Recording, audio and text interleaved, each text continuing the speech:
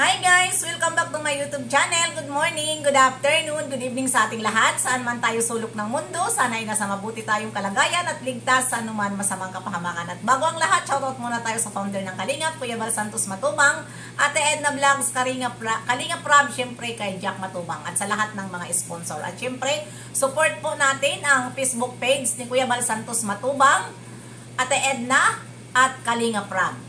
Ayan na, ang aking dito reaction video ngayon, upload ay patungkol ito sa nakita ko doon kay Daddy Donut kagabi. At ito ngayon ay tinago na kanyang video dahil nga wrong move siya doon sa mga pinagsasabi niya. Dahil iilan, hindi lang iilan, marami si Daddy Donut, mga basher, na hindi nagustuhan ang kanyang mga pinagsasabi doon, di syempre, at alam din ng mga Rochelle fanatic na maraming nambabas kay Rochelle. At sana naman, totoo naman ang sinabi doon, sa nabasa ko dito, andyan naka-thumbnail, sa nabasa ko doon na mga sabi kay Daddy Donut na sana ay hindi mo ito nilive. At dyan sa mga pinagsasabi mo, Daddy Donut, nakakapanibago. Dahil bakit? Nasasabi ko dito na nakakapanibago ang mga pinagsasabi mo. Di ba nung mga panahon, ilan ang nagbabas kay Rochelle about nga dyan na malapit siya kay Roel. At sumasama, kahit nga pag-vlog, sumasama sa motor, ang nakaangkas. Diba? At ano ang sabi mo? Nandyan ka na tito na alam ang ginagawa ng pamangkin mo at hindi mo pababayaan. Diba?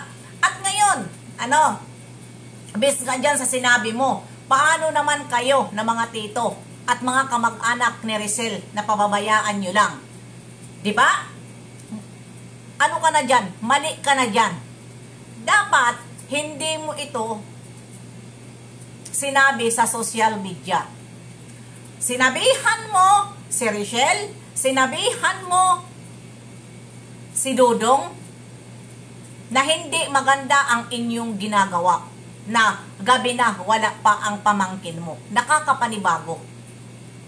Diba? Kaya dyan sa mga pinagsasabi mo, parang hindi rin ako agree sa'yo. Kahit ba tito ka ni Rochelle, dahil disappoint ka sa mga pinagsasabi mo.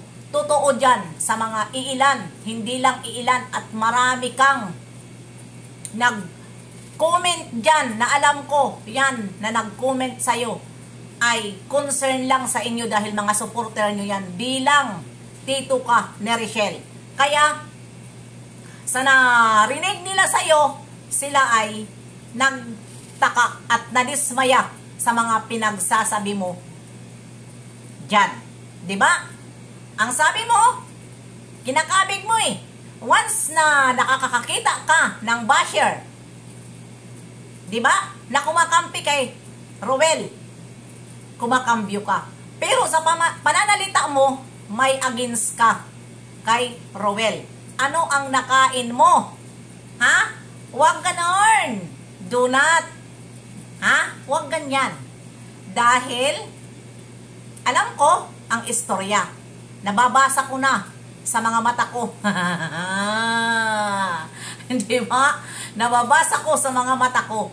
Maawa ka sa pamangkin mo. Dapat hindi mo yan inilive. Kahit nga ako nagre-reaction ako at nagdidepender sa pamangkin mo. Sa ngayon na ginawa mo, hindi ko nagustuhan. Bahala na dyan sa mga supporters ni Rochelle, kung itong aking pag-reaction, mali ba? Basta ako, hindi ko nagustuhan si Donut. Diba? Dahil hindi niya ipin-private, naka-private, o private niya sana, sorry, nabubulol ako, mahirap na ito ikat Alam nyo naman ako medyo baluktot magsalita sa Tagalog. Naintindihan nyo na lang ako, bla bla bla. Diba?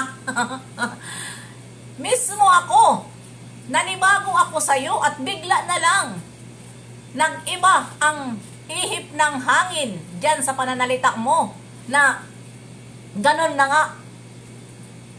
Di ba? At bakit? Nagawa mong bit-bitin ang pamangkin mo na hindi mo man lang ipinaalam kay Ruel. Di ba? Na alam mo naman, hindi naman sila bago eh. Di ba? Ilang buwan na ito sila na ganyan ang ginagawa nila. At bakit biglang nagkaganyan ka?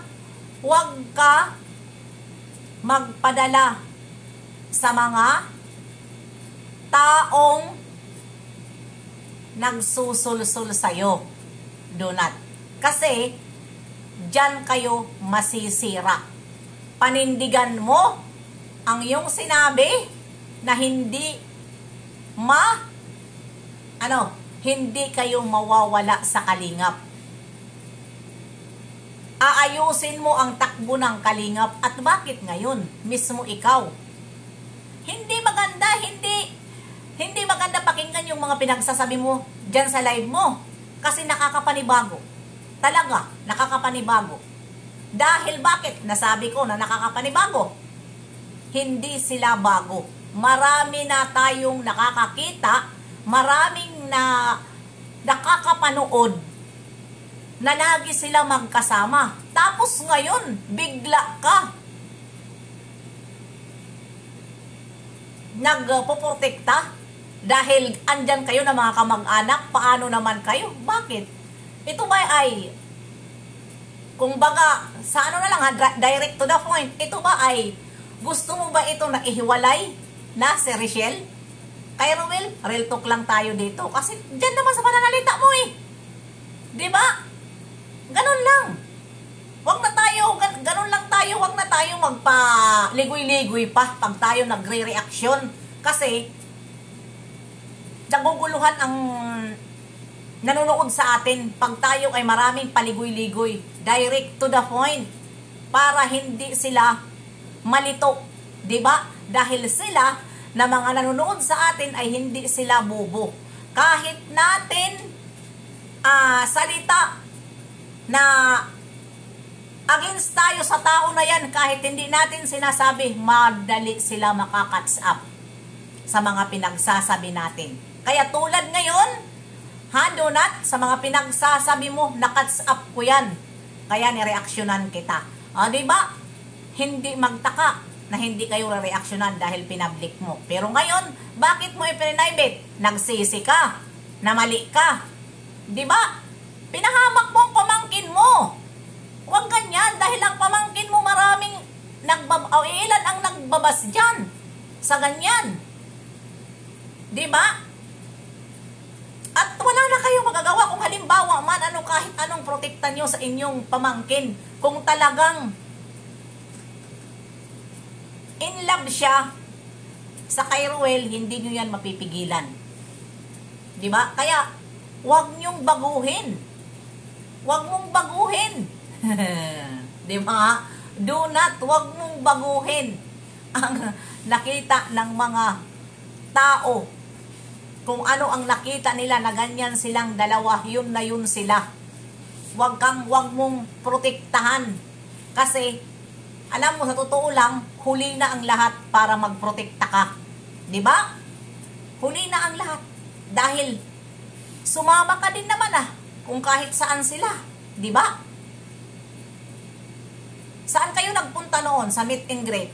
Tapos nagpunta kayo doon sa Davao, kasama kayo. Nakakapanibago?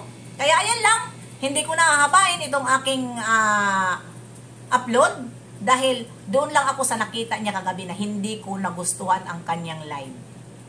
Kumakambyo siya ngayon. Real talk tayo, Donut. Bye-bye, mama.